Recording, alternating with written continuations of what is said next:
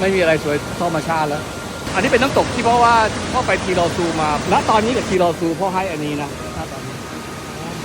ที่เราสู้ไม่ได้เลยเหรอพ่อ คือทีรอซูเนี่ยมันไปยากต้องตั้งแพนั่งอะไรไปการที่พ่อไปเห็นที่ทีรอซูมาเพราะว่าอันนี้แม่งเด็ดกว่าณตอนนี้นะณโมเมนต์นี้